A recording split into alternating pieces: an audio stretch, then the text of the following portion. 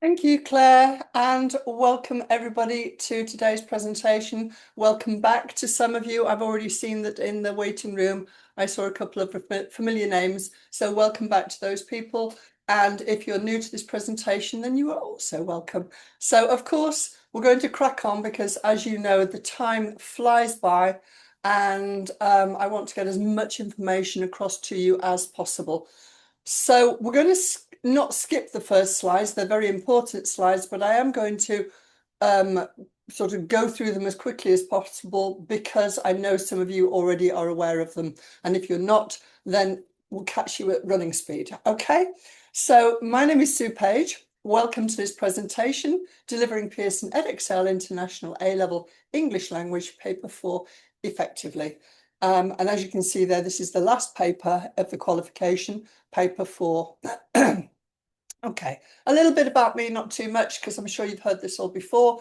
I've been teaching international and domestic GCSE and A-level qualifications for over 35 years around Europe and also in parts of Asia. And now I work for Pearson as an examiner and also a trainer. And I do lots of tutoring as well for various students along the way. I've lived and worked in various countries, but now I'm in southern Spain where the sun is supposed to be shining, but we're in the middle of storms at the moment in Europe and the UK. So it's absolutely dreadful. Woke up to flooding in my laundry room. I was telling Claire earlier, nightmare. But anyway, that's all sorted, hopefully, and we're moving on. So, welcome to this professional development training. It is designed to support teachers of Pearson Edexcel International A-Level English Language Specification. And while you're reading those bullet points, you may want to also find the resources that I think Claire has added the link to the chat box this morning, or that you received by email yesterday from Pearson Training. So there, yes, it's on the chat box. I can see it now. So we will be looking at the question paper, the source booklet, the mark scheme, and then there are 2 scripts as well with candidates' responses. So if you can sort of make yourself familiar with those, then we'll be referring to them as we go along today. We're going to be looking at the all-important assessment objectives. We're looking at a past question paper, which is from the May-June 2024 series, looking at candidates' responses, discuss strategies and teaching strategies that I will give you along the way. There are lots of takeaway activities that you can use in your centres, in your departments, and also in the classroom. And then at the end, we have got some networking slides and some support from Pearson Edexcel as well. I apologise if you can hear in the background the wind howling. I feel as though I'm in a hurricane here, so if my hair blows all over the place, so bear with me. This is live presenting. Okay, this presentation is about 2 hours. We will try and have a very short break somewhere after an hour. The first half tends to have more information than the second half, and that tends to be a very quick presentation. So bear with me on that. The agenda for today, as you can see there, things we're going to go through, and this was similar to the previous 3 papers as well. So welcome to Pearson. We're the world's leading learning company, and as the UK's largest awarding organisation, we're best placed to provide qualifications aligned to the British educational system. Our qualifications and assessments help to educate millions of people worldwide. We provide support through innovative textbooks, curriculum materials, multimedia, and a plethora of other things as well, learning tools, IT platforms, and a professional development, which you're part of today. At the core of everything we do at Pearson Edexcel, what we do is the desire to make a measurable impact on improving people's lives through learning. Our international heritage stretches back over 150 years now, and today we partner with schools, universities and employers worldwide, offering world-class, globally recognised qualifications to over 3.5 million students a year in over 70 countries worldwide. So as you can see, a very successful and a great place to be. Pearson Edexcel is the place to teach this qualification. So a little bit more general information here. The A-level isn't a proficiency qualification like for the IELTS. I've mentioned this before. IELTS, if you're not familiar with it, is the International English Language Testing System. But the A-level is a stepping stone towards more advanced linguistics. And so it needs to be taught with that very much in mind. The international A-level is quite similar to the domestic qualification, and in actual fact, some of the resources are interchangeable. The qualification obviously blends knowledge and skills in a very integrated way. The qualification can be treated as modular or linear, with the modular qualification with some candidates taking the advanced subsidiary in year 12, for example, and then stopping. But it is very flexible in terms of the way it can be approached. But just to note that if a student wants the full international A-level qualification, they have to actually sit all 4 papers. And here they are. So Unit 1, as I've said before, sometimes called Component 1, but I always mention it, refer to it as Paper 1, because then it's clear for everybody what is meant. So Paper 1, we've done Paper 2 and Paper 3 earlier this week. The writing paper, and today we're going to focus on investigating language, and this is where the students have a chance to shine and show off their researching skills that they've been doing, independent work. So this is almost that stepping stone into that further education for them if they want to go off to university or they need researching skills, which I'm sure they're very good at anyway. As you can see, the AS was papers 1 and 2, and the A2 are the last 2 papers which are needed for the full qualification. The length of this exam is 2 hours, similar to paper 3, and the raw marks are 50. 2 sections A and B, 2 questions, 1 question for section A, 1 section for question B. This is all in the specification, which makes sure you're using issue 3, which is the most up-to-date issue of the specification for this qualification.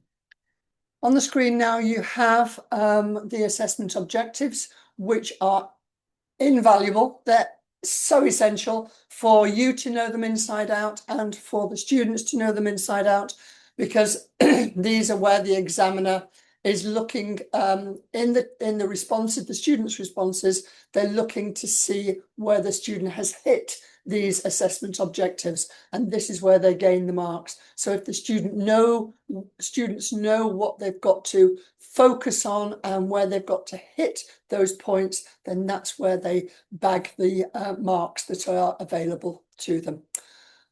I've mentioned before that in each of these assessment objectives, they have to be accurate and relevant in the candidate's responses. So, for example, for AO1, which is the understanding assessment objectives, and where the students have to apply they have to analyse what they read and understand using associated terminology and coherent written expression, so that their terminology needs to be accurate and relevant.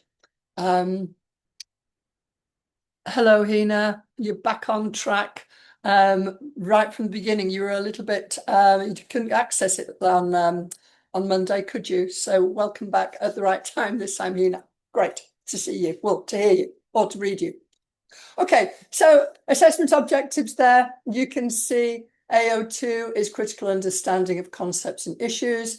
AO3, analysing and evaluating those contextual factors and language features. And AO4 is the comparison AO4, where they explore connections between texts. And then the AO5, which was very important for paper 3, is where the students demonstrate their own expertise and creativity in their own use of language, creating their own text.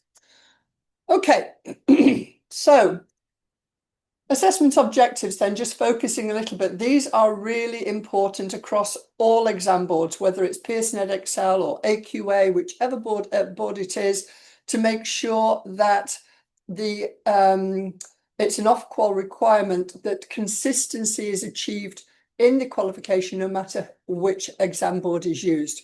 So that is a requirement by off-qual. Fairness is achieved through this, clarity of information, everybody knows what's available and what's necessary, and the construct is tested appropriately. So the whole subject, every part of the subject is tested through the assessment objectives. Validity is achieved, and in order for the papers to be created and the text to be sourced, there are certain reference points that need to be attained for each one. As you can see from paper setters, examiners, teachers and candidates, it's an even playing field for everybody, so that no exam is deemed to be easier or more difficult than another. It's all assessing the same information. The assessment process runs efficiently during often pressurised periods of year, May to July usually, but it could be different in your area. So what's assessed where? There we're focusing on paper 4. Here it's unit 4. And you can see that the creative A05, where the students create their own text, is not assessed in this paper. So we're just looking at AOs 1, 2, 3 and 4. And if you can see in your camera here, I always have the assessment objectives so that the students are aware of the importance of them. And I refer to them constantly when I'm teaching and also with you. So it's always a good idea to have them to always show the students how important these assessment objectives are. A little bit of general context about this paper. We've said this already. Similar to paper 3, it's 2 hours, 50 raw marks, 1 question for A, 1 question for B, 20 marks are available for A, and 30 marks are available for B. And this is where a lot of understanding comes in, because there are always 4 subject areas of study: global English, child language development, language and power, and language and technology. And for this paper, there is pre-released material containing specific focus for each area. And this is released about 6 months in advance of the exam. So if the May-June series that we're going to be talking about today from 2024, the pre-release material, the PRM, is released around about December of obviously the previous year. So there's a good sort of 6 months for the students to understand the pre-release material and use that time to actually do their research. And it's intended to focus the candidates' research. It gives them specific points that they should be focusing on, but obviously the students can research around that as well. Section A is centred on unseen texts, often a transcript, and then section B is a generic essay. Candidates, this is important, candidates must answer the same focus area in section B as in section A. So if they choose global English in section A, they have to answer the global English question in section B. And similarly with child language development, if that is chosen in section A, they have to answer the section B question for child language development. And so it goes on with language and power and language and technology. The paper 4 has evolved over time, originally from the legacy A-level language specification, domestic, where there was a coursework element. So there was a set course, plus the students had availability to have the coursework as well, which allowed them to research a topic of their choice, usually with teacher guidance at that point. And this is developed, and it does have that elective element in it still. So in theory, it is flexible. It enables candidates to learn and develop genuine research skills and practice those methods and approach which are useful, as I said, in the next level or stage of their education at university or obviously in employment. The centres, you have two options, essentially. One is to give students absolute free rein, allow them to individually choose whichever topic they are interested in and let them get on with it. Obviously, you are monitoring as they go. You don't just forget them. They've got benchmarks and timetables to make sure that they call in with you and you're monitoring what they're doing. But essentially, they have free rein. Or the centre selects the topic and it's taught to everybody, which is more restrictive, but maybe that's where the centres have more control over what their students are doing and guiding them with closer focus as they go through the course. It's up to the centres. A natural progression. Obviously, paper 4 is a natural progression from the other papers. In preparation for papers 1 and 2, they should have become familiar with much of that material that we've already talked about in our presentations. This is particularly true if they choose that first option, Global English. If you remember, paper 2 was dealing with precisely the same issues. And if I tell you the title of paper 2, which was that language in transition, where they were thinking of global language and how it actually transitioned from standard English to varieties of English. So that would be appropriate a progression from paper 2. But all 4 of the topics in paper 4 focuses can said to be touched on at least with the other papers. So identity, for example, is really important for this, and that's obviously connected to the paper 1, which was context and identity. The framework, we've talked about this at length in the other presentations as well, the frameworks and levels, which it doesn't matter which are frameworks and which are levels because they're bundled together and people have different theories as to what's a framework and what's a level, but that's not necessarily important as long as the students actually refer to a cross-section of them or as many of them as they can. And that was in papers 1, 2 and 3, and it also applies to this paper as well. The concept of standard English, which we talked about in paper 2, language and transition, and this is used as a reference point in this paper as well, where the data is spoken due to the nature of the IPA, which we talked about then.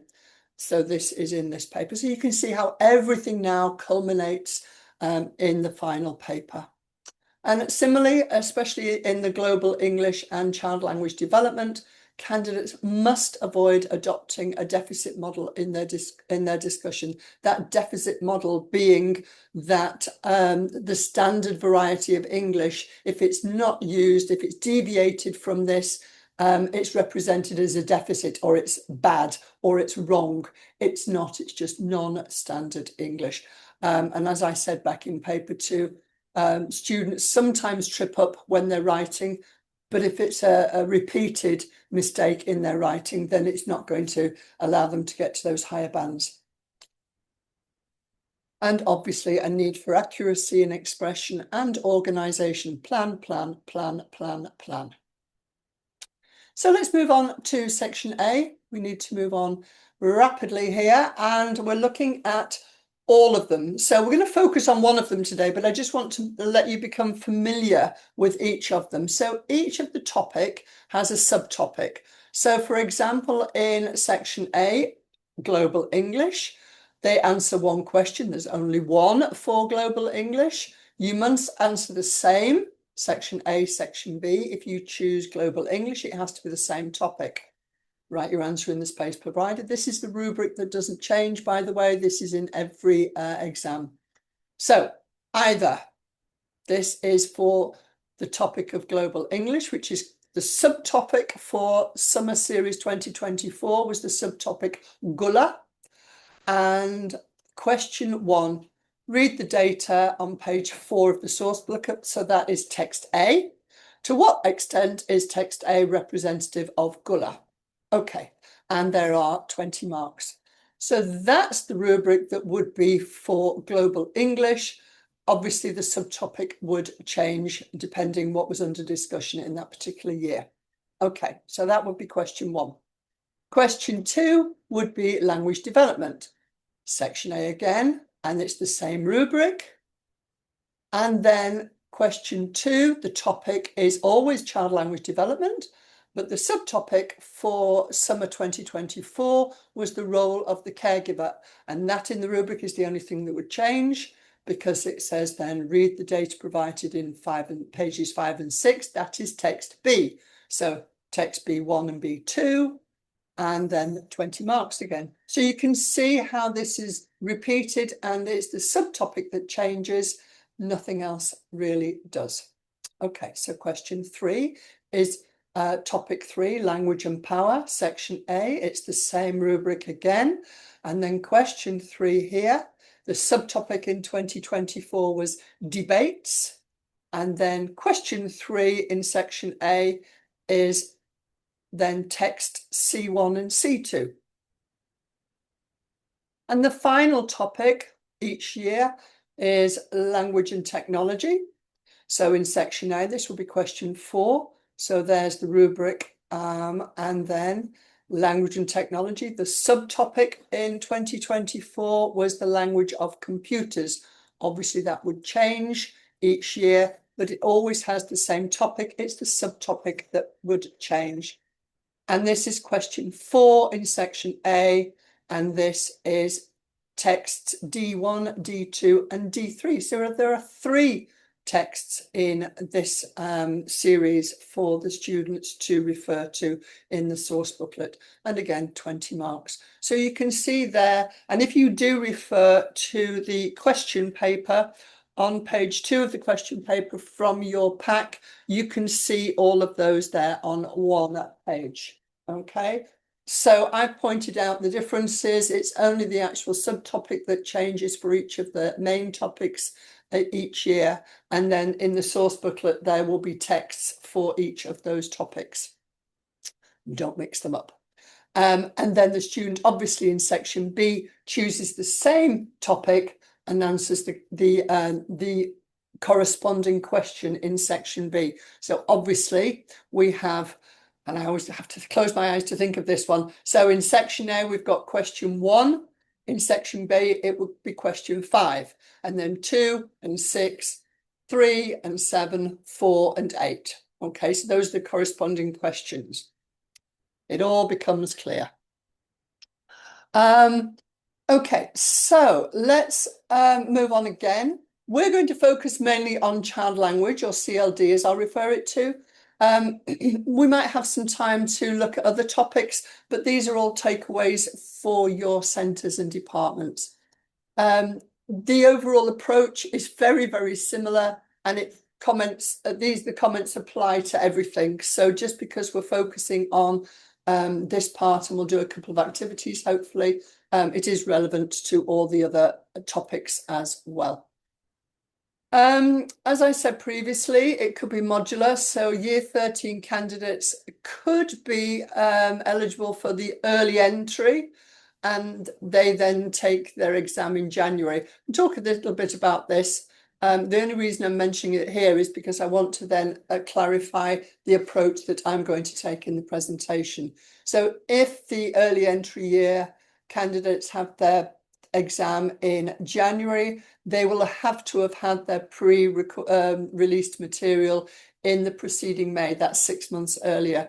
So then, depending on when their summer holiday is, if they do have a summer holiday, depending on where in the world you are based, that they get it in May, and then they have up until January to research that material in the pre-released booklet. Some students have that summer holiday where they can really focus on research. Some centres don't like that because you don't know how much the students are actually going to do in that summer holiday period and consider it as lost time. But from September, they could focus on whatever they needed to, and then they've got the exam in January. But this assumes that study leave doesn't impinge, and as I said, that the summer holiday doesn't impinge that long summer break. We're going to work on the basis, however, that the candidates are entering in the summer series. So their exam is in the May-June time. They will get the pre-release material in the December. So they've accessed it in the January or December even. Okay. They've got the half term and they can study it as within the school time. Okay, so let's look at one approach. The first part of the course then from September, December, this is taking the original plan that I had. They could use that David Crystal's Listen to Your Child, which is a nicely accessible introduction. Remember, we're focusing on child language development now. Moving on to theoretical approaches, and then from the January, specialising on whatever the subtopic is and extending it. And then the mock maybe is in March, completing the course for the May exam. Maybe the study leave for your centres as well. Remember, when they do the exam in the summer, they will be doing all 4 papers, so it's not lost time. They've got revision for papers 1, 2, and 3 to do while they're actually researching for paper 4. They've got a lot on their plates, really. Okay, so issues to consider when they're investigating their chosen topic: theoretical debates and possible responses. Returning to that phonology and discourse, I'm not going to go into it in depth. We talked about it in previous papers. But here we're focusing on the role of the caregivers, so that needs to be considered. And don't forget reading and writing, although if the pre-release material isn't addressing it, then it's probably not going to come up in the exam. And that's where students and you have to look closely at that PRM and see the areas of study that are requested, that they're asked the students to focus on. And if reading and writing isn't in the PRM, it's likely that it's not going to be addressed in the actual exam. So can possibly be left out. Stages of development, although that's not saying that students want to research that, they can actually add that to their responses in the exam. It doesn't eliminate, but it's the PRM is the suggested focuses of study, but obviously students, if they wish to research that and they can find appropriate to put in their responses, then of course it's relevant. Stages of development for child language development, obviously. And practical opportunities. Now, this is quite important because if your centre has a foundation stage, if it's a school that's going right the way through from foundation right up to A-level level, then maybe students can visit other areas of the school, presuming that all the safeguarding issues and etc. have been addressed, but to use practical opportunities that the students have in your centres to go and do some research, practical research, live research rather than just online and books and things. Actually can do their own research within the school, which is fabulous. Obviously, it's not a prerequisite though. Online resources, naturally, multimodal resources. Primary and secondary research, can it be interpolated? And source reliability, that's important. How reliable is the source? Things change all the time. And remember, I mentioned this in previous presentations, any links that you give them, please make sure that you've checked them before you ask a student to refer to them, because things do change, and make sure that they are appropriate. Okay, this is a takeaway activity, really. Which theories do you consider that your students or your candidates need to research? We'll focus on child language development here, although these can be used for other aspects. Remember, I said before, it's relevant to all topics. So we're not going to discuss that for the purpose of time. I was aware that time ran away with me on Monday, so I really want to keep on target today. But these are things that you can talk about in your centres departments or even in your classrooms. Ask the students, what do you think is relevant here? Get them, because it's them that they are doing the research, so ask them what do they think they need to do. Why these theories as opposed to others? Are there some that are non-negotiable that you have to actually read and learn about? Which are the essential ones? They can't be ignored. And are there other ones not specifically to do with child language development? May still be relevant. So this is a great opportunity to open those floodgates and let all the information come on in. How much theory though? Obviously, it's not an exhaustive list. They can't study everything. They have to then select what is appropriate to what they are researching. And that's a skill of selection as well. How much is too much? How should they use this knowledge in their work? So there's lots of things that need to be considered here. And we're going to see a couple of examples, so don't worry too much at this stage. And they see the levels that candidates got. So you might have had, and if you don't, you're not aware of these theorists, this is a great list to take away because these are the good old staple ones that people need going forwards. It's a good basis. Chomsky, Skinner, Piaget, Vygotsky, Pinker, Halliday, Brunner, Lindbergh, Goffman, and Honey.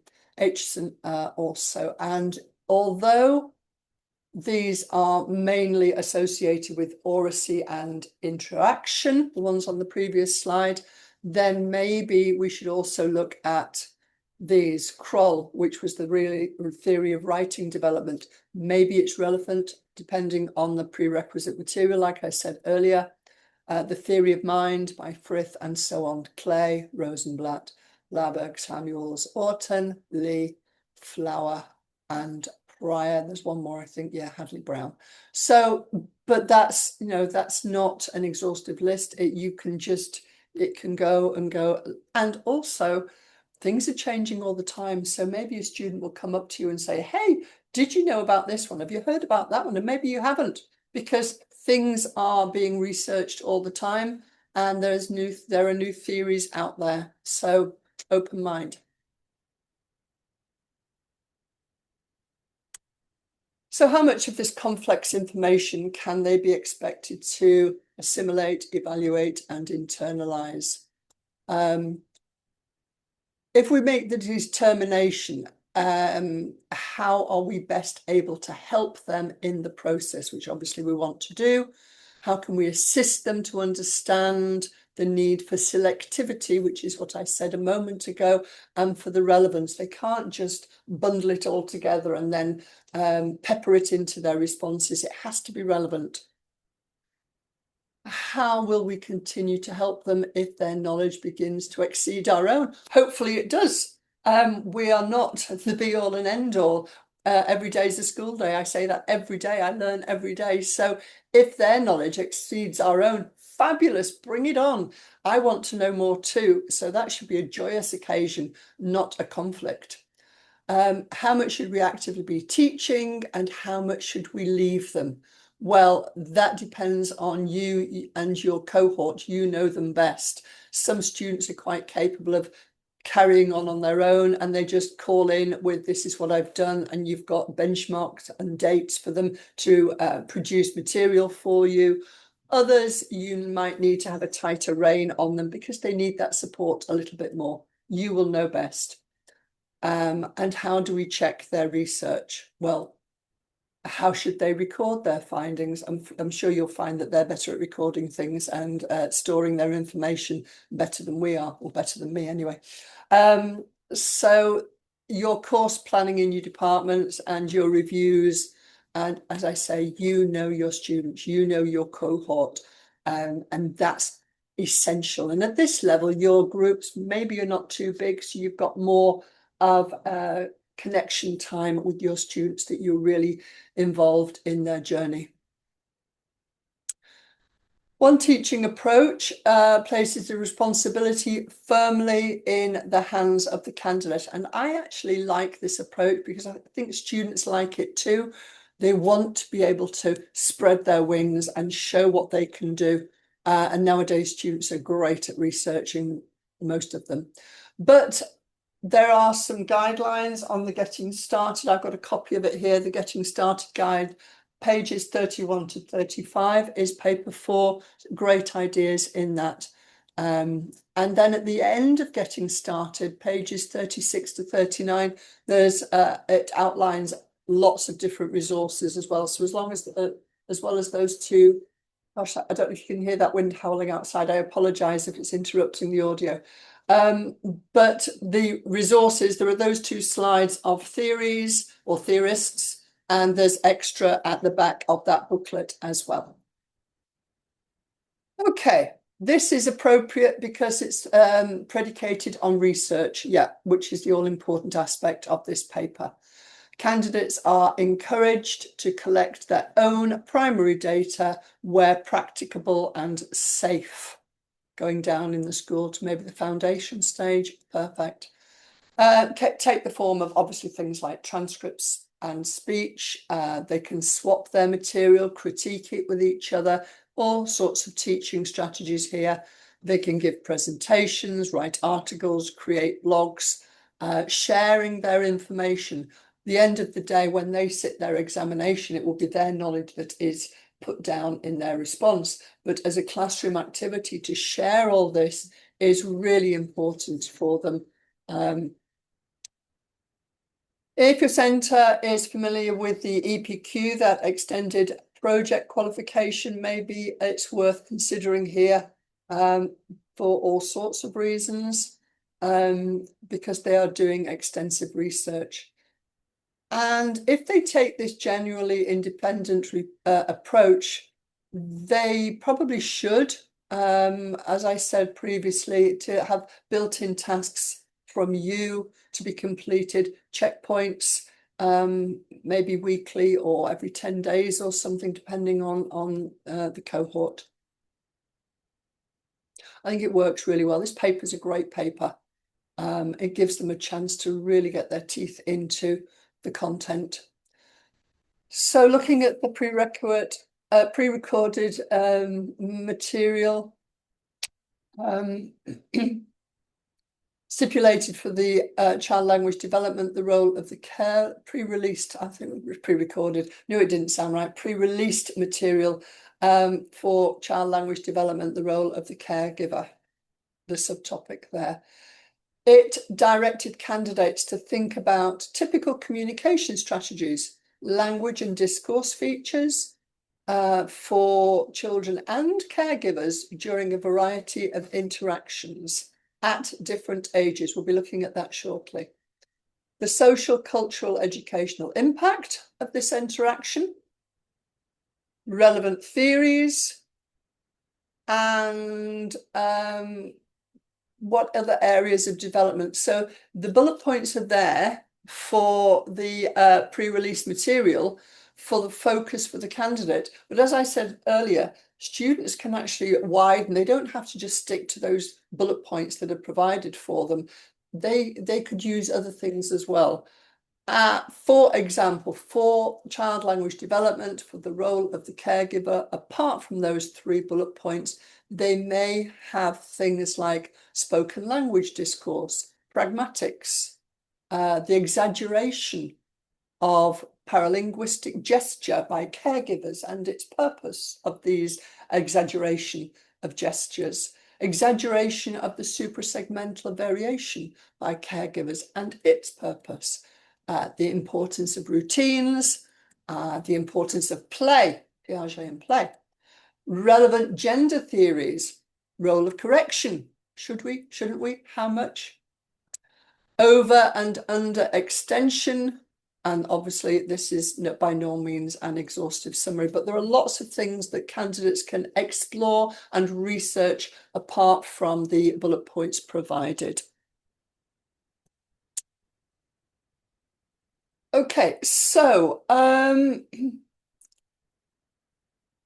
the question paper, page 2, it does have all of those questions. Okay, so we're going to be focusing on question 2, the child language development, and it says reading text B1 and B2. We're not obviously going to read all of those due to time restrictions, but we're going to be looking at that's the question. If you haven't got the paper in front of you, the question paper, that is the actual one from June 2024. And what I want to look at is this section of text B. There's text B1 and B2, but we're just going to be looking at this section of B1, so the upper section. And it's a conversation from excerpts from a child interacting with her mother and aunt at different ages. So in B1, the interaction takes place indoors and the child is talking about her holiday and the garden outside. In B2, she's playing with her sand and the water pit in the garden. And in text 1, you can see the child is 2 years and 4 months. And let me just make sure that you know in B2, the child is 3 years, it's the same child, 3 years and 5 months. So the child is a little bit older in the second text, in text B2. And obviously, well, maybe not obviously, but it is, that's going to have some relevance, okay, in the child language development, okay? So looking at that, aunt, are you going somewhere sunny? Child, mummy going on holiday. Who else is going on holiday? Steve, and who else is going on holiday? Nanny, and Scott. Not Scott, because where's Scott? Ships. Yes, Scott's on the ships. What's Scott doing on the ship? Work on ships. Yes, he's working on ships. Who else is going on holiday? Woof, woof, woof, woof, woof, woof. Doggy. I hope you enjoyed that. So that is the aunt, the child, and the mother having this conversation. And the question there was, to what extent are text B1 and B2 representative of language used by caregivers and support successful language acquisition in children? So that is that. Always going back to these wonderful things. Section A is only assessing A1, A2, and A3. Okay, A5 isn't assessed at all, and it's section B that also has A4, but section A only has 1, 2, and 3. So that is important when you are looking at this with your candidates, because this is where we're going to be focusing the attainment of marks. So there's the extract again. And here is a little focus of thought for you. Just focusing up to doggy. What sorts of things could you highlight as discussion points in order to answer that question at the top? Remember, this is only a very tiny part of one of the texts, that there's lots more information there for the students to select. And why would you focus on it? And to what extent do you feel you needed to contextualize the data before you started to analyze? And as I said before, there was a bit of a clue there about contextualizing the information from B1 as well as B2. What data is going on in the background rather than the actual conversation between the aunt, the child, and the mother. So that is an activity that's a fabulous activity to take away and use. And as I always say, it's baby steps. So don't give candidates a full text to analyse. Just choose a section. You can start with this one as an example, and then you can build on your own. And ideas are also in that Getting Started booklet, as I mentioned before. So looking at that, you might have considered the following things. The caregiver's use of questions in different forms, yeah? Child's pronunciation variations, Scott, and so on. Child's mainly single word responses, yeah?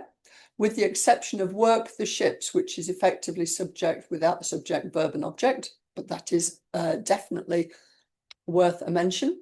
Suggestion that the child may be distracted by environmental factors. Going back to the text, remember, they are indoors. They were inside.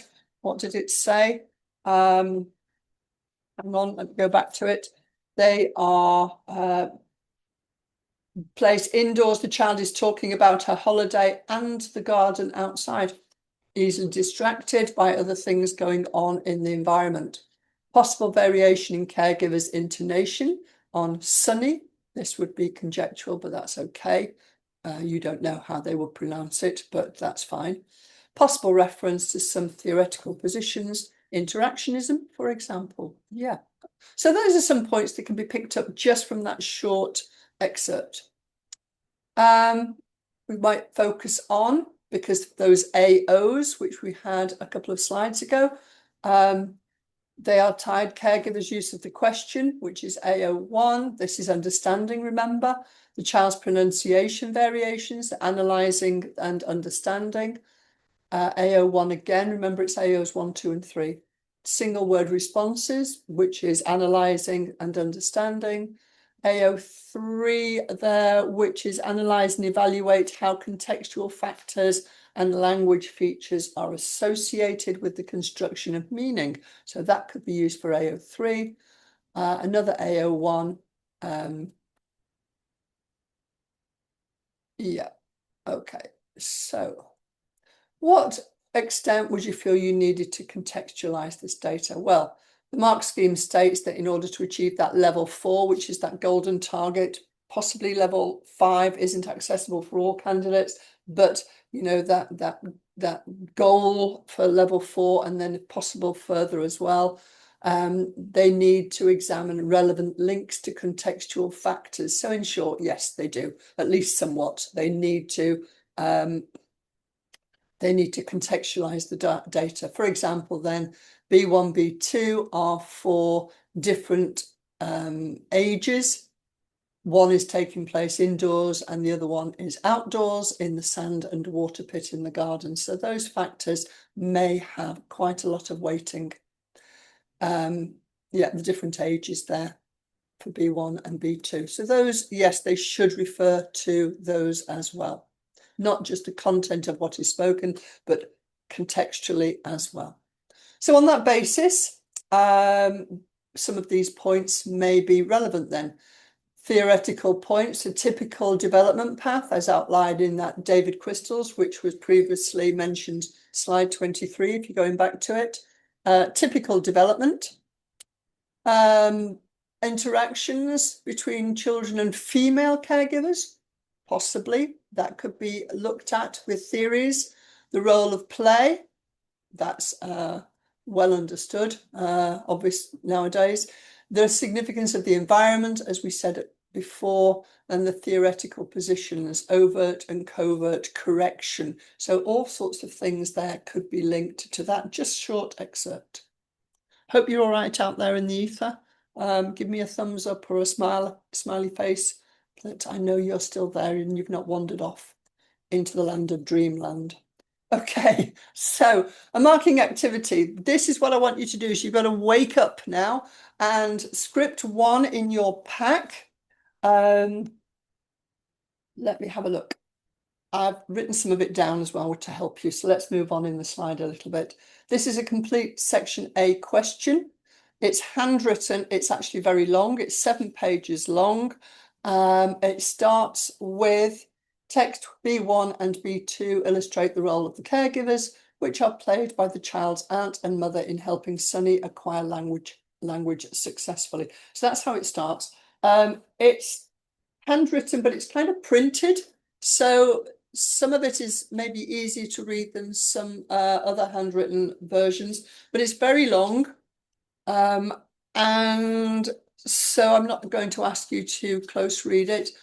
You might want to take the first paragraph and maybe some of the second paragraph, but maybe not all of it, but just have a look at it and using the mark scheme, which is on page 10 of the mark scheme, and try and give it a level, place it in the level. This is a,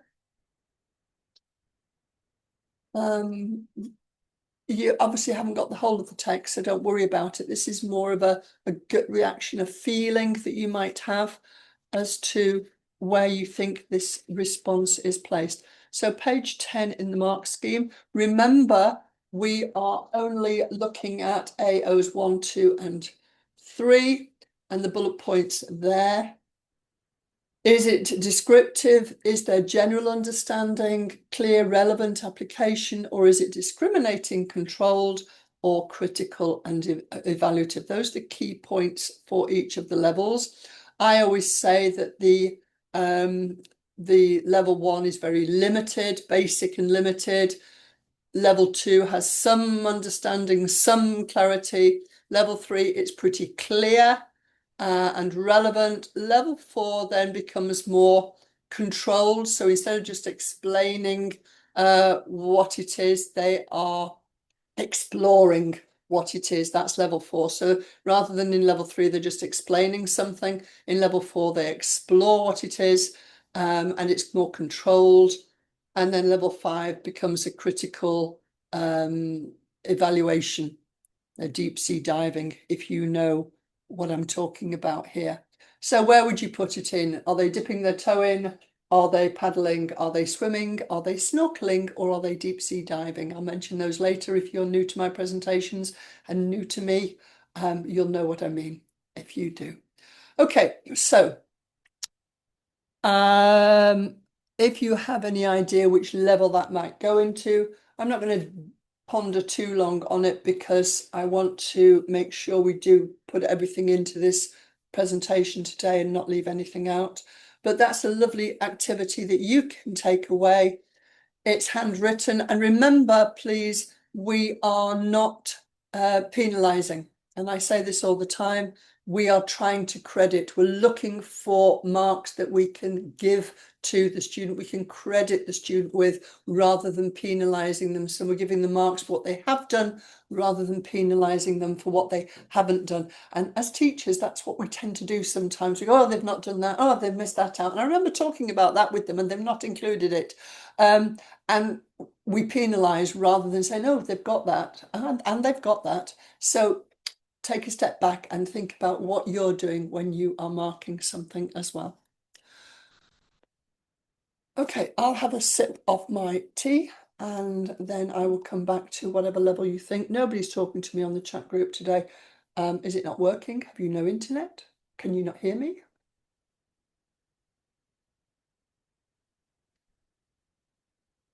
Hina, you must be out there. Give me something. I saw Ivy was out there today. Well, in the waiting room. So nobody's answering me. Let's move on. So the final mark for this, actually, if you look at it and you can take it away and analyse it, as I say, it's a very long script from page 3 right up to page 9, I believe.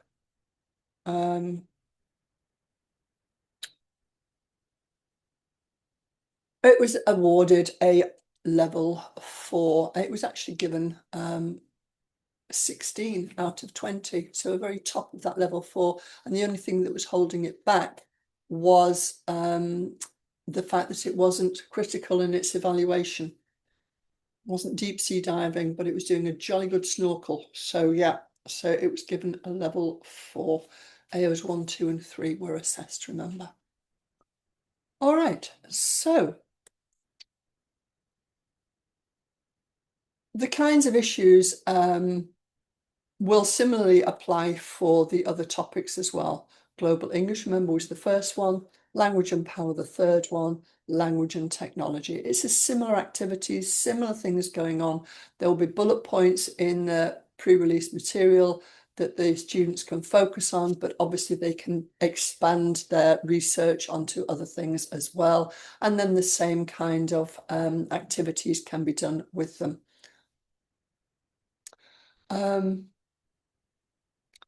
I would say that Global English is quite popular.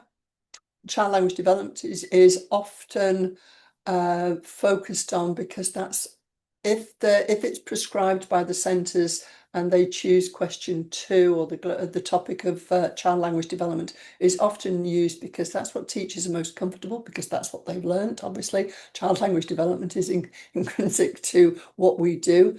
So that tends to be very popular. But if the students are given a free range, nowadays the topics 3 and 4 are becoming more popular: language and power and language and technology. So I can see probably a shift in the future with more students wanting to focus their research on maybe the last one more than ever, but it's quite interesting the way things have moved on. So in short, teach, revisit some core content before the pre-release material is published, respond to the subtopic, look at those bullet points, but also you can widen the research as well and devise some possible questions for purposes of practice and mock exams, obviously. And use that Getting Started booklet, some great ideas in there. And as I said, some theories at the back, the last couple of pages, there's extra theories and resources at the back of that. Okay, we are going to have a little break, 5 minutes or so. We're on time today. Woohoo! So have a little look at the script. Maybe you could read that and see where you think, oh yeah, it was in level 4, I get that now. Maybe you want to be looking at the Getting Started pack. As I said before, the pre-release, the Getting Started had for paper 4. Let me just move on. That was paper 3. Paper 4 started. Dun, dun, dun. Let me just move on. My apologies. If you've disappeared out to go and get a drink, that's great. There we go. Investigating language in your Getting Started packets on page 31. And it gives you ideas for weekly topics and things to do, learning outcomes. They are actual lesson plans, really, that you could use as a basis, and ideas for you. Great. And then at the back, the extra resources. So that is something you can do. We'll get back together in maybe 5 minutes. So probably about 11:05, if that is okay with you. And I'm going to stay here. So if anybody has any questions or they want to know anything in particular about the resources, if they can't access them, then I'm here, and maybe Claire is still on hand to answer questions as well. I'm not sure. Oh, let me have a look. Fully, from your experience, Sue, what would you say is the better way between giving students freedom? I prefer to give them the freedom, but to stay in control. So I give them the freedom because in your cohort, you might have somebody who really wants to focus on child language development, and you go, yes, that's great. I can see that fits you, but we're all individual. You might have somebody else that says, no, I actually want to go towards the technology side. This is where it makes me buzz, and that's where I can really get my teeth into research. Let them do that, because personally, I believe I don't want to constrain them into making them do something that they're not very comfortable with. Because as I've said, for papers 1, 2, and 3, you have to give students confidence. They can do this, but they have to write about things they're confident in talking about and writing about. And if you're focusing them on something that they're going to be chewing their way through it and they're not comfortable with it, you're doing a disservice to them. Because at the end of the day, we're trying to get them to be successful, and give them all the opportunities to be successful. So that's what I would suggest. But obviously, your cohort and your centre might have a different idea and want to have more of a straightforward approach to this paper rather than a free rein. But having a free rein, you still have benchmarks, you still bring them in, you still give them topics, you still have meetings with them one-to-one and say, right, what have you done? Right, by next lesson, I want you to have now done that. I want you to research more in that area. I can see there's a gap in your learning and research. Do that. It means you've got to have knowledge of all of them, which obviously you do. And so you can help individuals shine. I hope that helps you. Yep, you're more than welcome.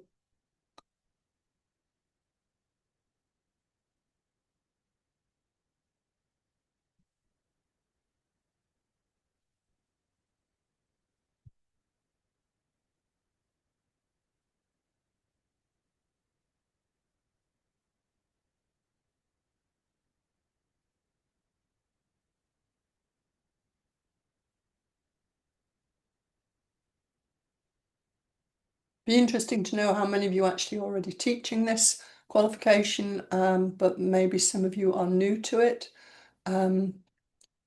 But that's fine. We all start somewhere.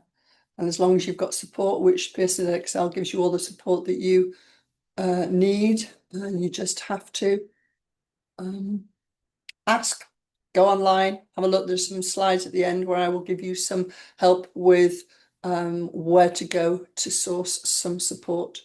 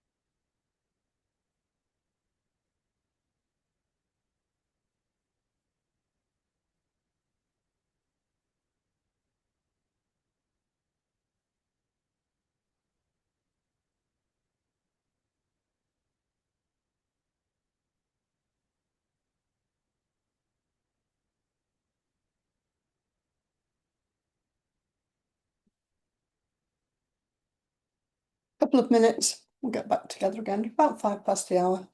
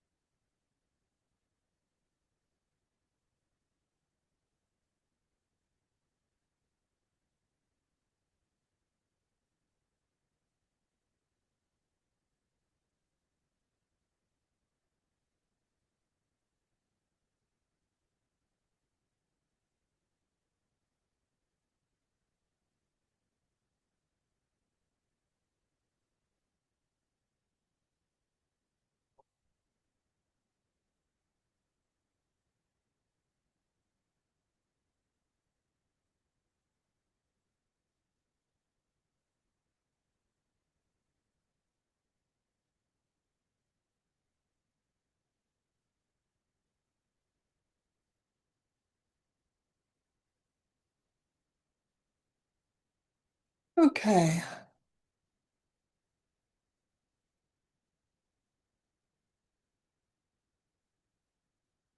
So if you are ready, if you have refilled your coffee cup or your tea cup, I'm a tea drinker really.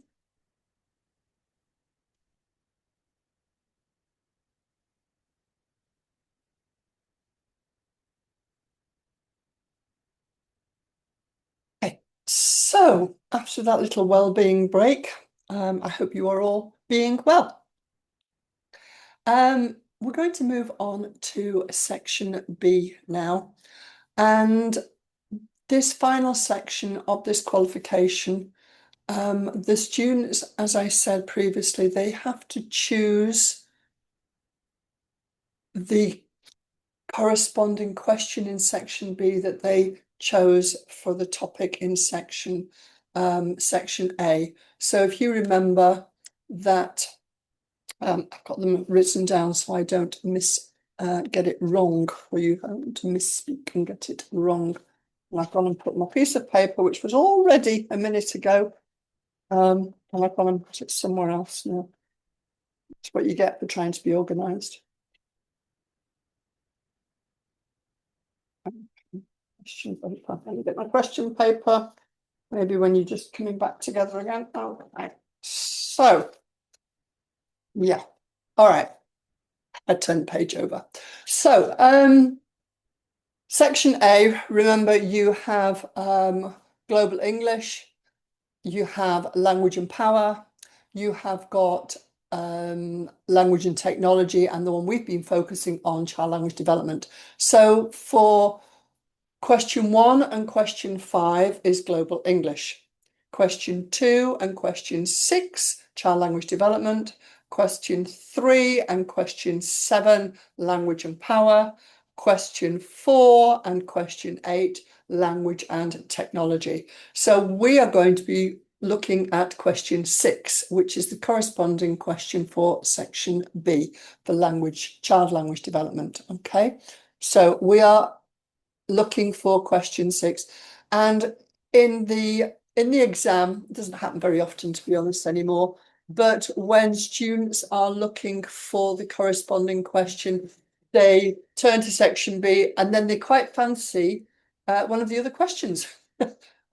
Weirdly enough, so they must make sure they just take a deep breath and make sure that they go to the corresponding question, whether that be 5, 6, 7 or 8, and in our case it's question 6. The quality of interactions with caregivers is not important. As long as children are exposed to some form of language, they will successfully acquire it. That was the statement from the June 2024 paper for section B, and they had to look at that statement and then they had to discuss it with reference to the research. And all questions are very much based along this line, okay? This one is just purely for the purpose of exemplification, but they are very similar. There will be a statement and that the student has to then discuss it using the references that they have, the research that they have done over the last 6 months, previous 6 months. So, and then they are given support, bullet points, relevant language and frameworks, language frameworks and levels, which they should already know from previous papers. Relevant social, historical and cultural factors have also been looked at in previous papers. And then anything else they have, obviously. And the total for this, there is an allocation of 30 marks available. Quite a lot to bag for this one. Okay, so they need to really think, plan, and then write. And remember, this time the AOs 1, 2, 3, and 4 are assessed in section B. And that's why there are more marks. Remember, section A was 30 marks, section B, section A, 20 marks, section B, 30 marks, but it's the extra assessment objective, not just 1, 2, and 3. We now have assessment objective 4. Assessment objective 5 is not relevant and not assessed in this paper. Okay, so there we go. It's exactly what I've just said. A1, analytical methods terminology. A2, concepts and issues. A3, context and meaning. And A4, those connections. It's the comparative one. So there are 2 texts that we used, remember, in child language development, we had B1 and B2. So it depends. Remember, I think the final one, language and technology, that had 4 texts, D1, 2, and 3. 3 texts, D1, 2, and 3. So however many texts are used, it's always a good idea to refer to all of them in the answer. Don't have to be equally weighted, but they should refer to them. Yep, should refer to all the data where there's more than one. In this case, B1 and B2. Use their research findings in a relevant and organised manner. Plan.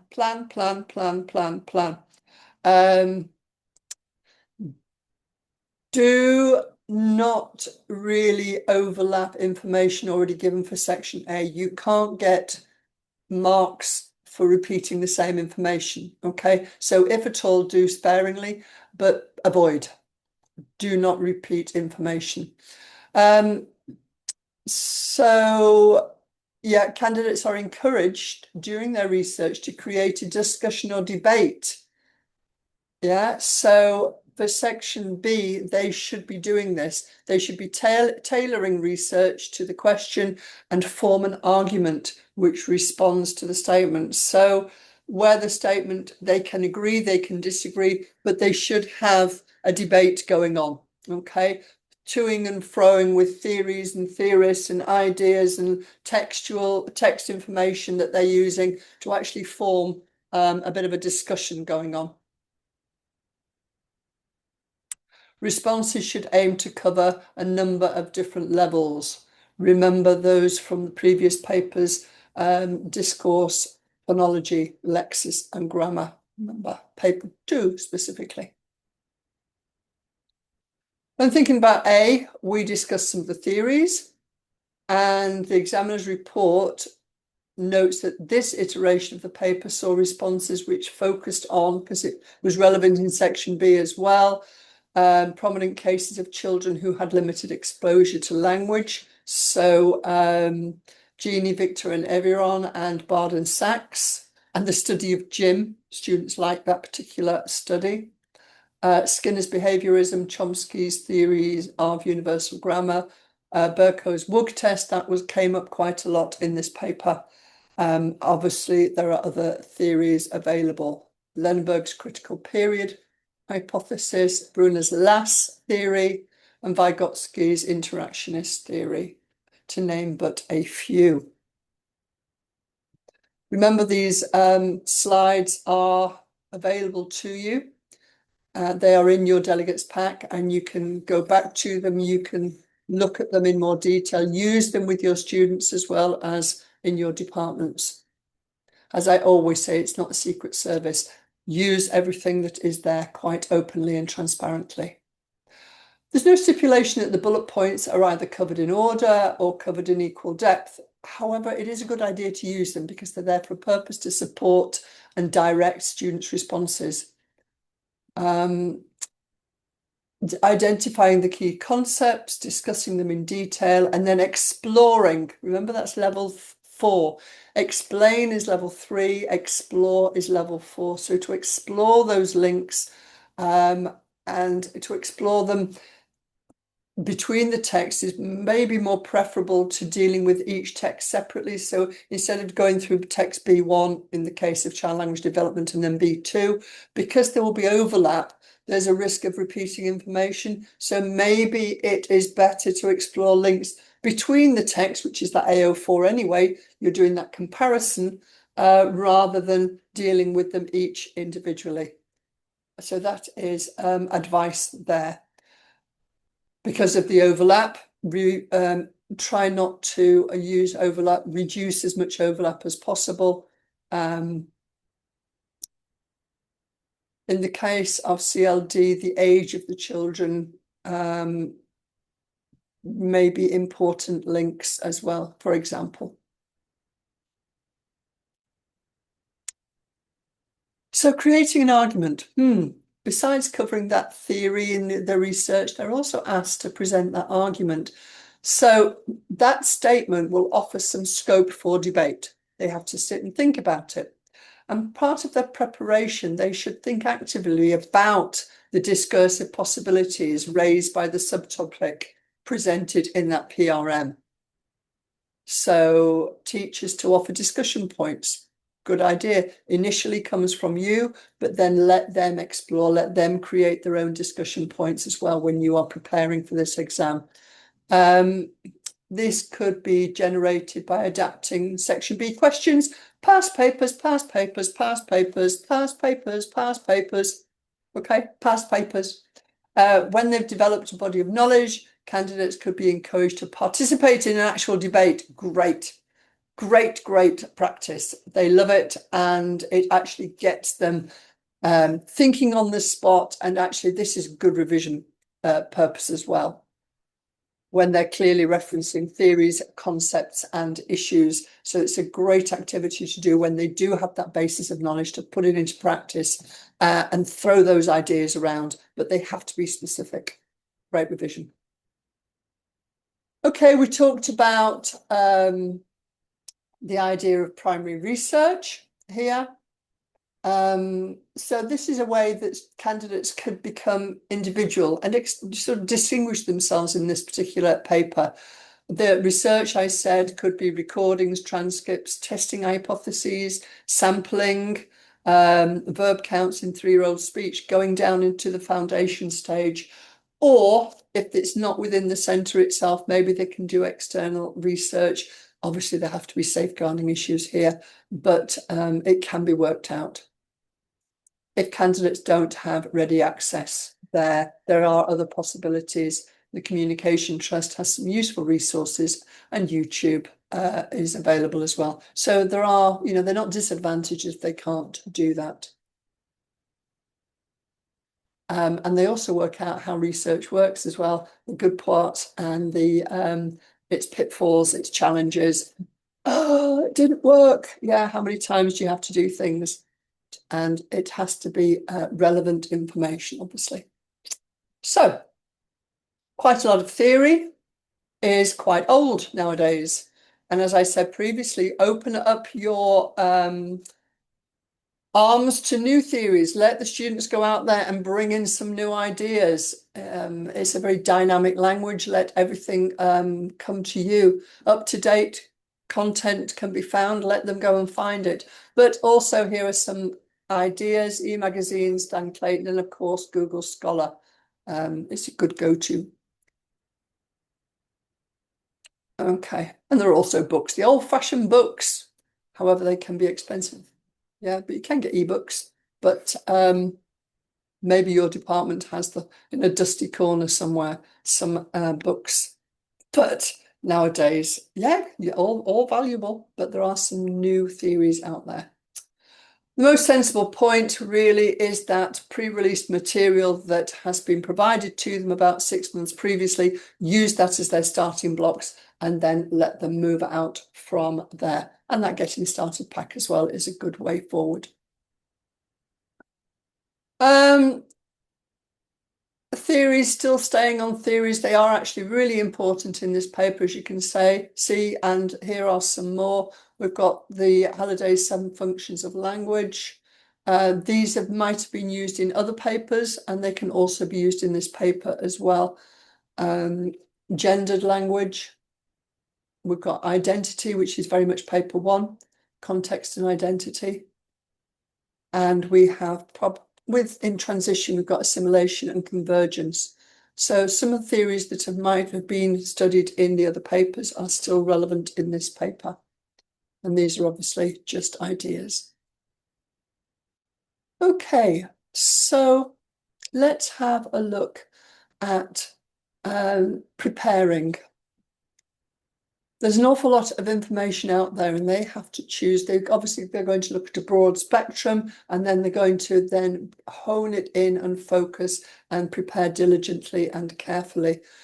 They should not memorize. I don't think many students do nowadays, but they can't memorize an essay and then edit and change it according to the task and reproduce it. They can't do that. And it's as clear as day if they do.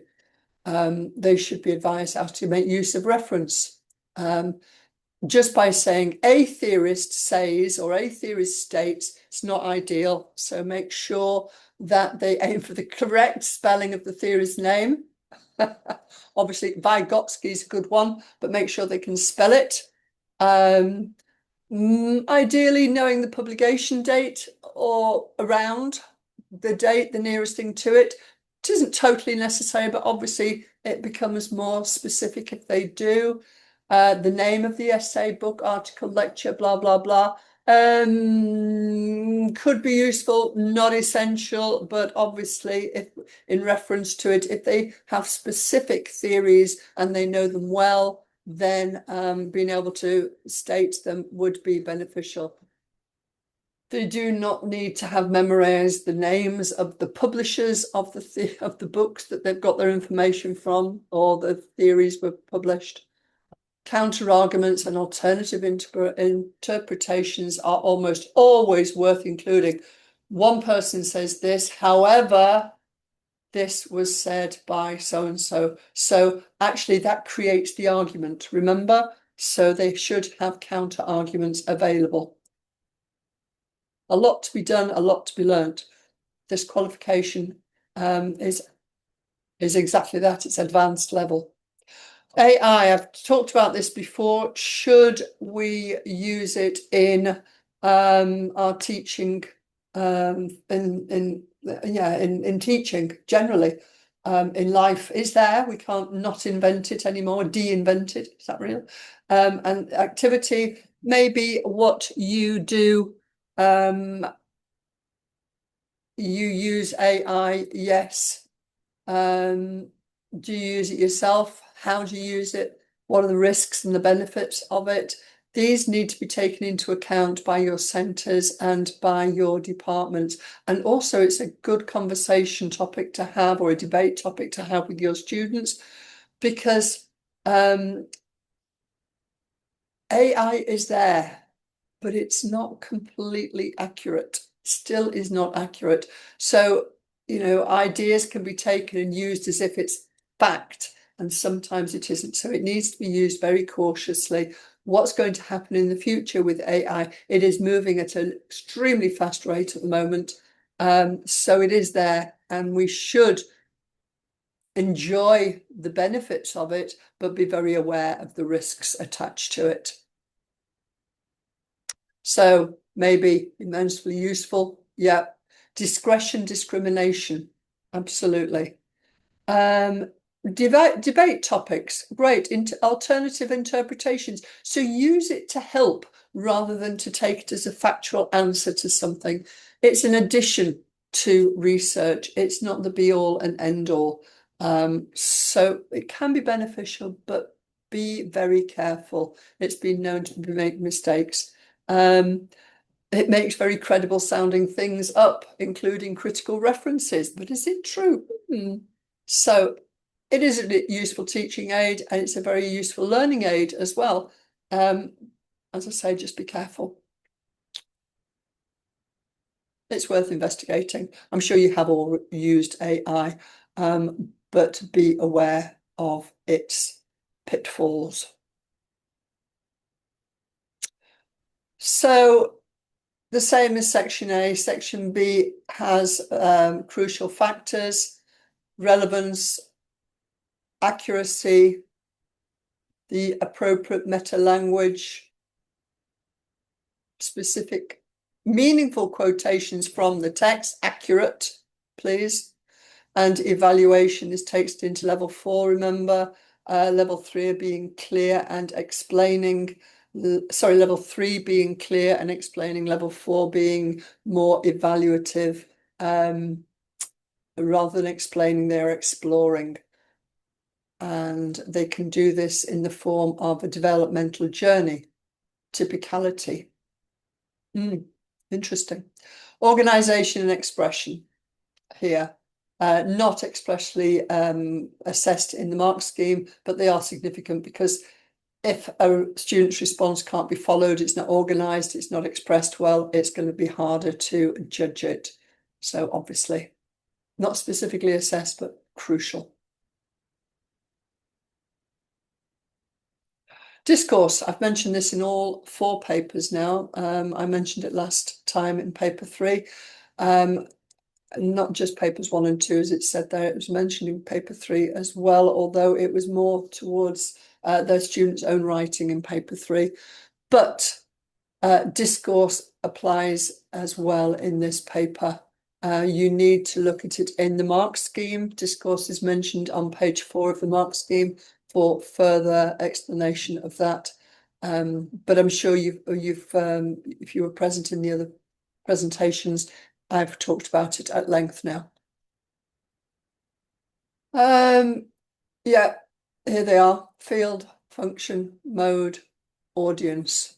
Okay, discourse. Micropauses, repetitions, that's the graphology, remember, and discourse. So please look at the mark scheme to get more detailed explanation of that if you weren't present in the other presentations. So This sort of discussion is made more useful when it's related to the generic structure of the text. So in the case of much of the child language development data, these things will appear: the field, the function, the mode, the audience, morphology, and so on. Micropauses, those repetitions, those fillers, especially in the text, yeah, because it's a transcript. Okay, let's have a marking activity here. And as I say, it's positive marking. Okay, we are crediting, not penalising. And the section B, I see the indicative content in the mark scheme on page 12. That refers to question 6, which is the child language development. Remember, the mark scheme will be slightly different for each of the topics. So for questions 5, it'll be different. 6 is this one, 7 and 8 will also be slightly different. So the indicative content obviously indicates the content where the students might be drawing their responses from. Okay. So the indicative content there should be looked at for this. And it is on page 12. Things like arguments for or against this statement. You can give a balanced approach, but you also need to create an argument. Use of data from their research, consideration of main development theories. Any mention of theories must link directly to the task, and that's the AO4 where it's a linking activity. The use of relevant language frameworks and levels, as I've just spoken about. Consider the possible methods and approaches in supporting language acquisition through the caregiver interactions. Consideration of other factors aside from the role of the caregivers that are instrumental for children to successfully acquire language and their impact on general development. So all of those are in the indicative content for this particular question from June 2024.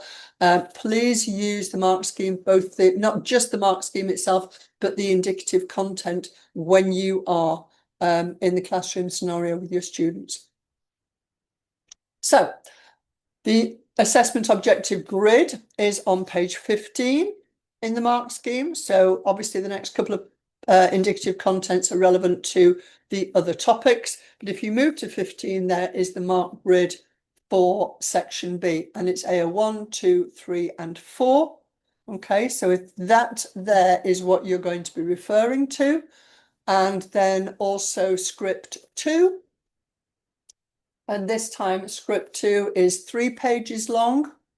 And I think I put the start of it. I'm not sure whether I did. It's 3 pages long. Yes, I did here. Right from the time they are born all the way till they are, in brackets or in parentheses there, children are able to acquire language. Caregivers usually have the task of nurturing the children and moulding them in order to fit to a particular belonging.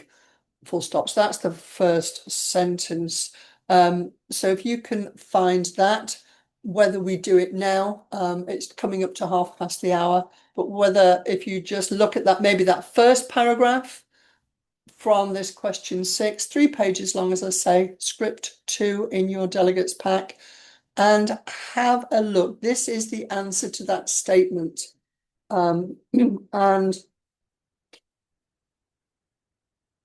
I'll tell you what the statement was once again. The quality of interactions with caregivers is not important. As long as children are exposed to some form of language, they will successfully acquire it. And then the response, the candidate response, is that one. Where would you place it? Okay, not got many people interacting with me today. I hope you're all right there in the ether land, wherever you are in the world. I think it's wonderful that I'm talking to you all over the globe. It's a pity I can't see you all. It's the only thing I'd say. Okay, so where do you think you would put that? Have a little look. If you feel super confident, go for a specific mark. Remember, this is out of 30. Section B is out of 30. That's an extra assessment objective, number 4, that is being assessed here.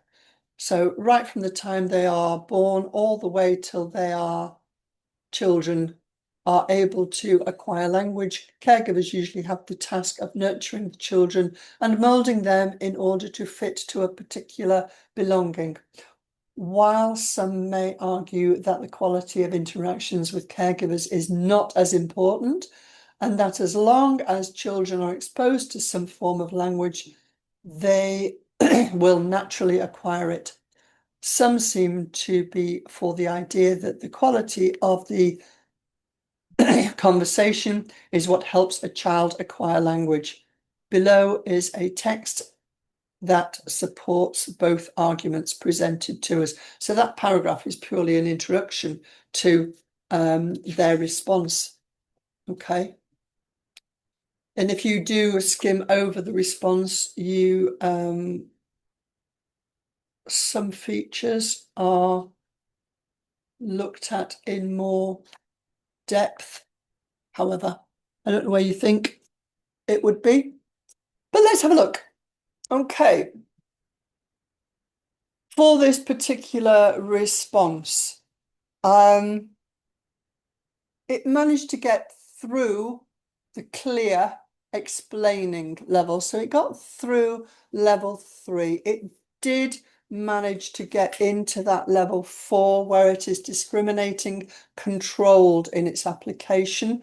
However, only just. So when you are looking in more detail at this particular response, you might actually find that that's where it sits. However, we're not expecting undergraduate standard of work. This is the stepping stone onto either university graduate level or what they need in their world of work.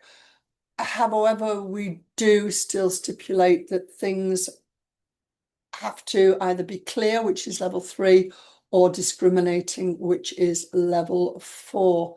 The senior team that was presented with this script during the awarding concurred that it was a level 4, but only just. It actually got 16 out of 30. And level 4 was between 16 to 20 out of 30. And it just crept through. There were elements in this script that took it beyond a level 3, just into a level 4.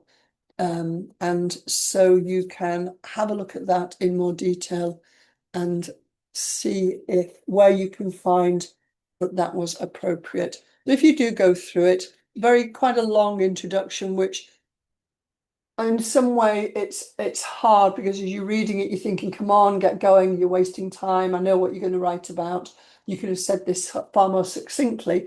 But as I've said in previous presentations, some students need time to get the ball rolling. So don't ever penalise. Remember you're crediting. So sit back and let them get settled, let them get comfortable with what they're going to write. And if it takes a slightly long introduction, so be it. Move on to the next paragraph and let's see what they actually write about. And I'm sure you know from your teaching experience, lots of students say, how do I start? This is the most difficult process, is to actually get the pen to paper and to get comfortable in it. And some take longer than others. So be aware of that. We're all individuals. And don't look and think, oh gosh, that's a long introduction and you already got a negative viewpoint of the text or the response. Sit back and remember we are looking to credit, not to penalise ever, ever, ever. Okay. And none of this either is assessing their own creativity and their own ability and skill of writing. It's not AO5 in here. This is content-based, not how they are writing. It's what they're writing that is being assessed. Okay, some of that takes a little bit of getting used to. As English teachers, we always go, oh, the spelling, oh, the punctuation, oh, relax a little bit of that. We're looking at the content. As long as it's well organised and it can be easily followed, that's fine. Okay, so moving on to strategies for teaching. We've talked about this a little bit during the presentation today, but also in other presentations recently, the papers 1, 2 and 3, in that all of the information that are in the slides that you've got in your delegate pack, please use them. Use past responses, Definitely use mark schemes and indicative content. Sometimes that gets a little bit ignored and pushed to the side, but the indicative content is exactly that. It's content that the examiners know it was within the text, which indicates where the students should be pulling their answers from.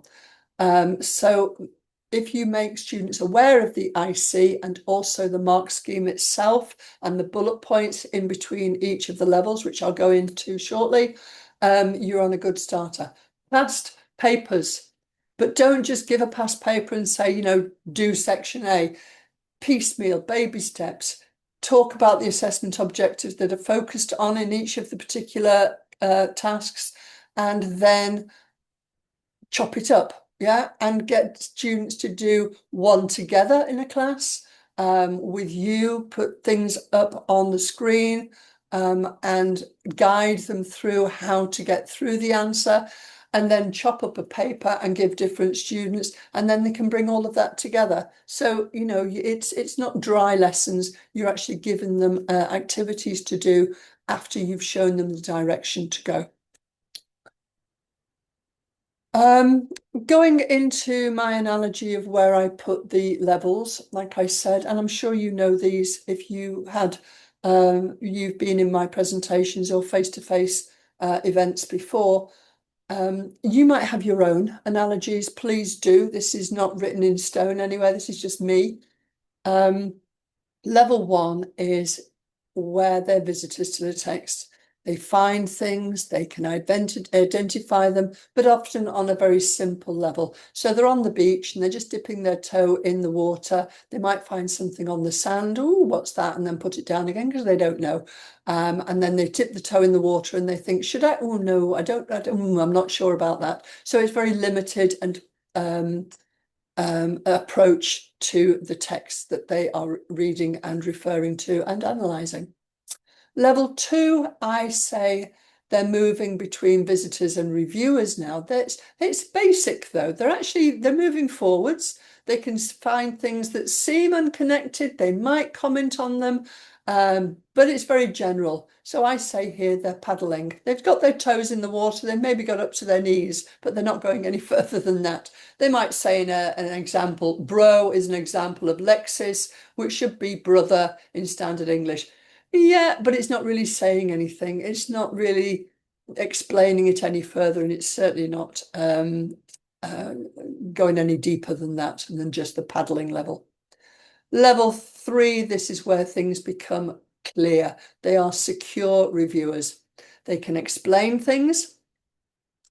For example, we take that same example here, the noun bro possibly shows the influence of standard American English on this variety, which may be a result of the spread of the US media. Yeah, so we're starting to explain things now. Okay, we're explaining things. We've gone in to swim. Woohoo! We're wet. We're actually swimming. We're doing a bit of backstroke, breaststroke, whatever it is. We're in there and we're becoming secure reviewers. We're getting more comfortable and secure with having a go. What we need for them to do is to get to this level 4 and possibly level 5, where from explaining, they move to exploring. So they're not just in the water, they've gone down a little bit, they've got their snorkel and mask on, they've gone down in the water and they started to explore what it's like under the surface, and they'll have a look at things. Oh, look, there's a fish, and oh, there's a bit of coral, and whatever it is. You can get the students to get their own analogies going here for the different levels, as long as they know them inside out and they know what they're going to be focusing on and which the assessment objectives within each of those levels, what they're targeting. So they're now exploring rather than explaining. They are snorkeling. They know what they're looking for. There's more discrimination going on, and a clearer sense of what is found connects to one or more standard forms.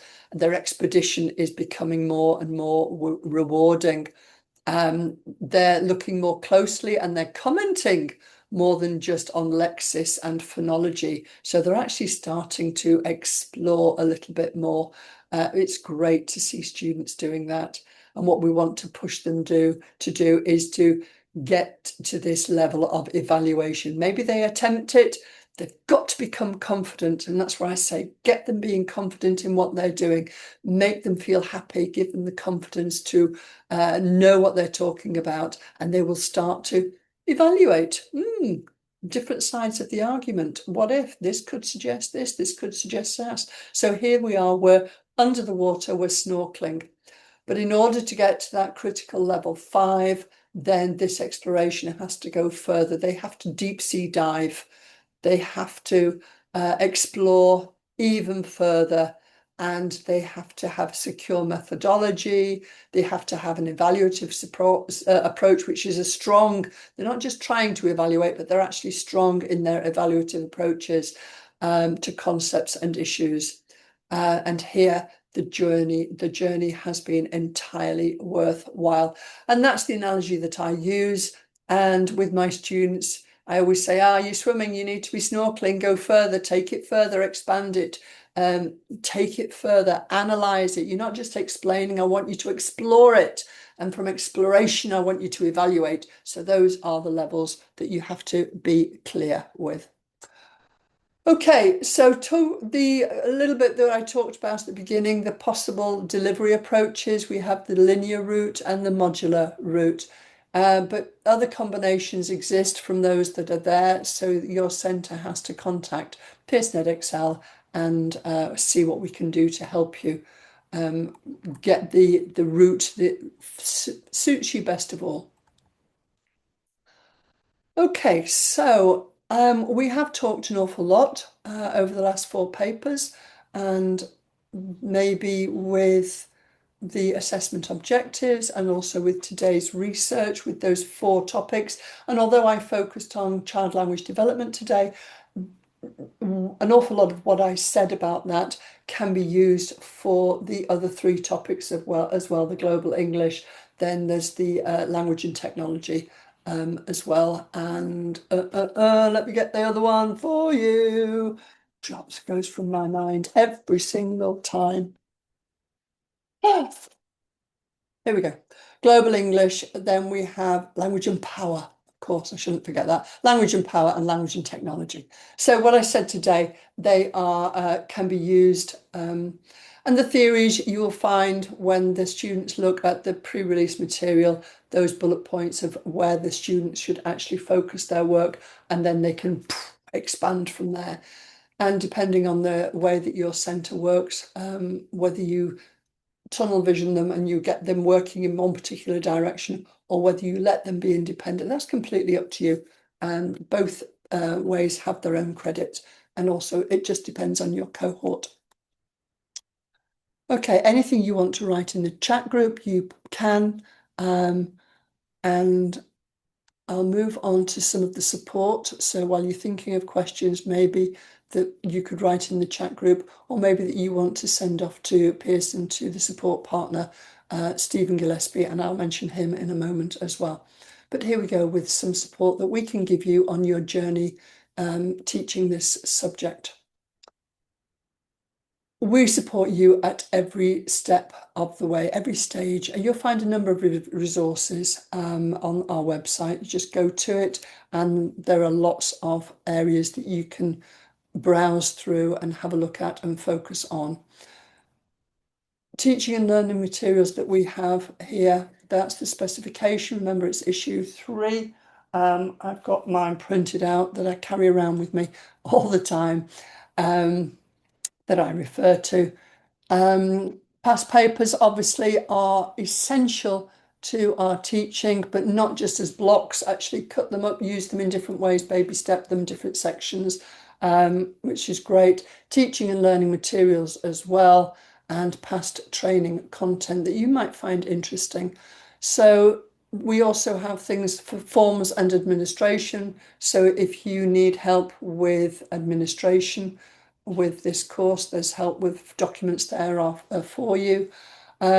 More exemplars, lesson plans, course planners. such a lot. So please have a look at the teaching and learning materials aspect of the site. And this is being continually added to. So this bank of materials is growing. So don't go into it once and say, ah, no, I can't use that. I've used that. Go back in. It will have expanded since the last time you went in. Results Plus tool, which is free for teachers. You might find this useful in your analysis of your students and also for your own performance as well. We're always wanting to improve, aren't we? So you can see an in-depth data of the performance of a candidate, of a class, or of a school, or in reference to a cohort, for example. And you can use this to see which questions on specific points that students have performed in were well or which were not so good, and you can look in more depth at that. Exam Wizard is also great. It's a free tool that you might use and find useful when you're producing exercises and past papers. It uses questions from past papers, so it's actually relevant. It's it is accurate. So the bank of potential questions also increases as well. So you can use that when you are producing mock exams, when you're producing end of term tests and so on, that are not just made up by you, but they're actually from past papers. To produce bespoke questions, obviously, depending on what teachers are selecting to test, there's lots of things there to go into. It uses the Pearson's back catalogue of exam questions. Perfect. Access to scripts there. This is another free tool that is available to you, and it allows you to see your students' marked exam papers free of charge. It is used alongside Results Plus, or it gives you a detailed breakdown of your students' performance in Edexcel exams. Okay. So you can have a little look at that and browse through that page and have a look at what it is and how it might help you. Using both Results Plus and this could benefit students for your future teaching and from there learning what they've done. And it gives them a deeper understanding of their subject. There's lots to be looked at and browsed through on that A to S. Okay. As well as free resources, there are some paid for resources as well, and a couple of new books that we've got, Student Books 1 and 2, which are for the A level. Remember, sorry, that's the advanced subsidiary, and then the A level, the A2 in English language. So those are great. These resources are designed to provide students with the best preparation possible for the examination. They're written and developed by highly experienced subject experts. They're engaging, they're relevant, and there are frequent opportunities there for exam practice. Signposted transferable skills, take them, prepare them for further education and employment, which I've mentioned a couple of times today. They're clear, accessible content, and accessible content for learners. You have that book, Hina, good, and book 2 as well. Great. Yeah, they're great. Do you find them useful? Have you used them and you find them, very accessible for you and for your students, maybe? Do you answer that? Key terms are included, and the access to an ebook is also included in that. So that's fabulous. As well as the students' books, there are the teachers' packs, the resource packs, and these are designed for anyone really who's following the latest Pearson Edexcel IAL English language course, both teachers and learners who want the best preparation for exam success. Help you deliver best possible course with confidence, whether you're teaching it for the first time or whether you are looking to enrich your existing approach. We're always wanting to improve. We don't stay dry and cardboard in our approach. We like to be dynamic, don't we? With full of smiles, confidence, and a passion in what we're doing. So available through a 1-year subscription. It contains a front of class ebook, Fully annotated model answers. Woo, that's good. Exam style questions. Great. Support for teachers in marking student responses. Fabulous. All the help you can get here. Student activities to improve exam technique, exploring how to write strong answers and to avoid common mistakes. Exam practice papers with mark schemes as well. So there's so much in that teacher's resource pack that is available for you as well. But I'd also like to add, although the students books 1 and 2 and the teacher's resource packs are available to you, it is not a prerequisite of you teaching this course. You can use any materials you want, anything that you find is appropriate. So we're not saying that you have to use these resources from Pearson. We're saying they're there, they're good, they're available to you. But obviously you can use whatever works for you, your department, your centre, but most especially your cohort that you are teaching. So there's a link there at the bottom of that which you can access. Okay, let me introduce you to Stephen Gillespie. He has a new role with us, which is wonderful. He is the subject partner support for English. And there are his contact details. So if you have any specific questions that you want to address to Stephen, feel free to do so. And yeah, there's nothing more to say with that really. I will get back to you if I possibly can, but Stephen is your go-to person for partner support here from Pearson Edexcel for English. Welcome, Stephen. And also what you're taking part in today, professional development, highly professional, high quality professional development rather, is the key to delivering impactful learning, which is what we want. And this is to help you successfully implement the IGCSE and the IAL qualifications in your school. So it's for both the GCSE and the A-level qualifications. And Pearson Edexcel offers a range of training from introductory sessions right the way to in-depth customized learning experiences. And there's a link there at the bottom. So for more information for any upcoming events, you can head to that Pearson PD Academy to sign up.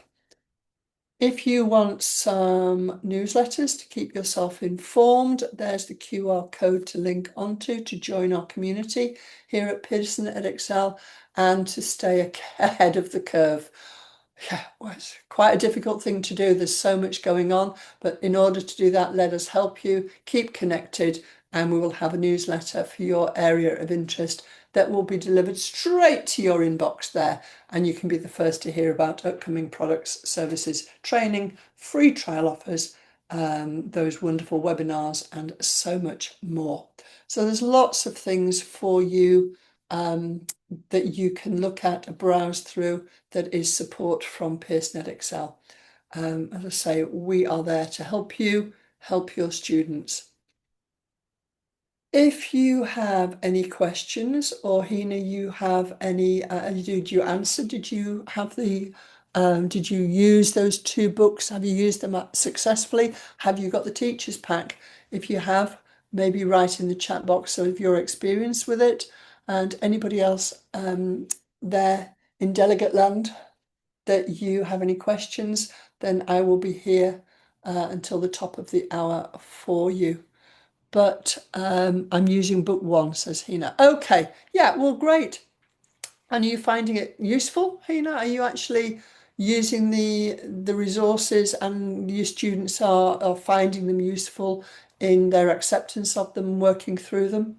Is that something that's actually being successful with you? Because it's all, yes, okay, great. Thank you for responding. I think it's the books are extremely helpful for the students as they use them for self-study as well, which is perfect because a lot of the A-level prerequisite really of an A-level student is that they have to do wider reading. They have to study as well as the lessons that they have in school. They may only have 3 or 4 lessons a week. You might work on a 2-week timetable where it's spread over that 2-week period, and the students, they need to be constantly going backwards and forwards with their research and with their work on things. And I know they've got other subjects to study, but they have to be doing this actively, and this book lets them do it. So Hina, thank you for sharing that. Shared with the students too. Yeah, okay. So students are using them, they're using them independently and also in classroom scenarios. Thanks for that, Hina. They are very good, but obviously I can say they're there and I can promote them and say how wonderful they are, but until I get real responses like that, maybe you're thinking, oh, well, I don't know, I don't know whether we're going to purchase them or not. But when you get actual positive responses, then there you go. Any other questions that you might want to direct towards me, or that you can direct towards Stephen, please do. I'm here now. Stephen will be at the end of his contact details, so you can access him through, there's a phone number there, I think, and email contact details as well. Okay, so it just is now left for me to say thank you from my absolute heart. I thank you for your patience, not only today, but if you've been in previous presentations. I know sitting there, it's quite difficult. I'm talking constantly for 2 hours to a screen, basically, and it's really nice that some of you have interacted with me via the chat box, and having that patience to go through the presentation with me, and have a look at the activities that have been there. There isn't an awful lot of time within a 2 hour period to get your teeth into an activity. They're more takeaway activities, and I can give you candidates' responses. I can give you the levels that they achieved, and then you can go away and mull over it. And hopefully I will get to see some of you face to face, which is the most perfect scenario, is when we can spend a day together interacting, chatting. I can show you things, and I can walk around and actually talk face to face with you, which is so valuable. But I hope you have found value out of today's presentation, and that you found the information useful, and that it helps you to deliver this qualification effectively, which was the whole purpose of the presentation. Whether you've been in all four, or whether you've just been in today's, whether I've met you face to face, or whether it's just been over the ether online, I wish you every success in the future. So thank you very much indeed. Thank you. Bye-bye.